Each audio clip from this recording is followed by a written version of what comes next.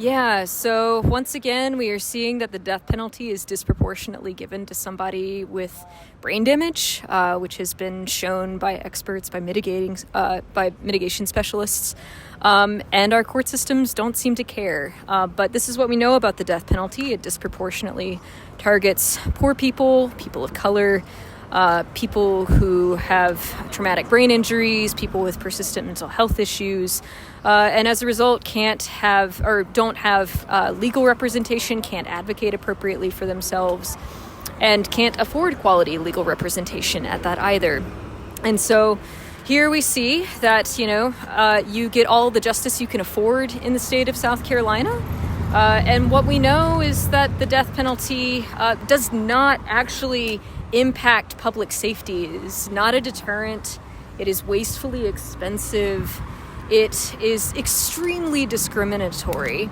And it's the poorest way to help people who are victims of violence and trauma heal from the violence and trauma that they've experienced. The Department of Corrections is not actually required to tell us anything about the lethal injection methods.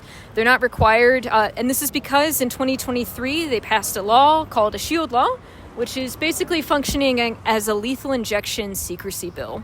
And so this bill that became law in 2023, it basically hides the fact that South Carolina is buying poisons from black market and gray market suppliers, likely compound pharmacists, who knows where, because of this lethal injection secrecy law. We don't know who those pharmacists are, and even where they are. We don't know how much money this is costing taxpayers. In some states, it's been as much as $1.5 million. And we also don't know the storage protocols of these poisons. We don't even know if they're actually the quote-unquote drugs that are being advertised as purchased. We don't know the potency. We believe that SCDC is not actually abiding by its own laws. Just always have had a pull to fight against the death penalty. It's very unnecessary.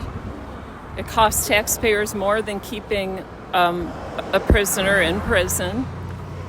It's completely unethical and unjust.